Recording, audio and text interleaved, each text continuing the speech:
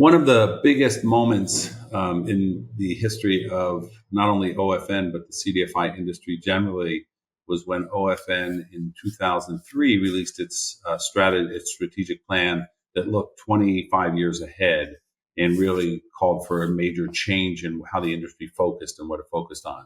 And the major focus of that strategy, which was known as the grow, change, or die strategy, was scale, was how do we scale the industry? And we didn't, there was some confusion over, it only meant that only scaled institutions mattered. That wasn't the point. The point was the industry as a whole had to get to a scale where it was really relevant to the markets it was working in and the communities that it aimed to serve. And that was a big success, and it really transformed the industry. But in 2010, at the tail end of the housing crisis, which had just, thrown everything for a loop, it was really disorienting in some ways.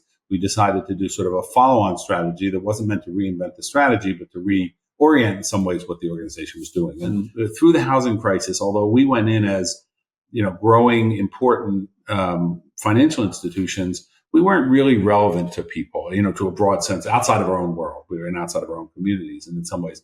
And one of the things that really happened in the housing crisis was CDFIs became sort of a lender of last resort. In some places, the only financial institutions that were lending. And so we started to get attention in communities. We started to get attention from public officials. We started to get attention from bank leaders. We'd always been on the radar screen, or at least for the last 10 years, had been on the radar screen of CRA bankers.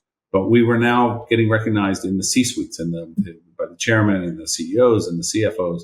And that was really different. We were getting noticed at the Federal Reserve, at the top of the Federal Reserve. Chairman Bernanke at the time really embraced CDFIs through the housing crisis. So the number one goal in that strategy, which came out in 2011, was what we called CDFI coverage. It was the idea that not only did you need to have a scale of industry, an industry of significant size, but you needed to spread out across the country and cover all those areas that CDFIs were not able to cover. At the OFN conference in 2012, in my State of the Industry speech, I said that I see the defining challenge we face as an industry, the challenge of coverage, providing responsible, affordable financial products and services to disadvantaged people and communities everywhere there is a need. And a little bit later, I added on that our strategy is to take our work to new geographies, innovate and introduce new products and services, unify the industry toward a vision of collaborative impact, and anchor a broad movement of individuals and institutions supporting our core purpose of aligning capital with justice. And that was OFN, and that was the work that OFN was trying to do at the time.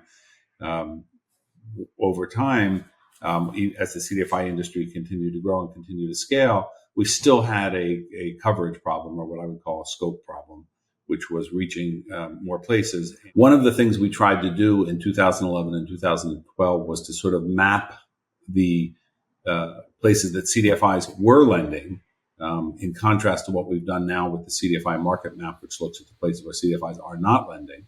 But we ran into a little bit of trouble because the only data we really had that we could rely on was where CDFI offices were, which of course didn't represent where they actually were lending. That was my first moment or first experience of really thinking about what became CDFI Friendly America and what became our focus now on CDFI Deserts and eliminating CDFI Deserts. At OFN, we were never quite able to define the problem in a way that became actionable. We were able to look at what CDFIs were doing to a little bit, but not completely. And so we weren't able to define those places that we would now, at CDFI Friendly America, call CDFI Deserts.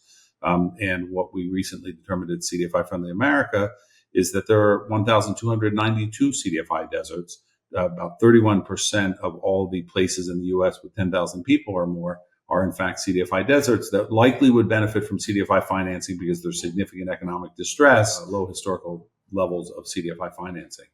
So in some ways, the work that we started at OFN really is continuing in CDFI Friendly America. That's what we're focused on. One challenge, one important challenge for the CDFI industry generally.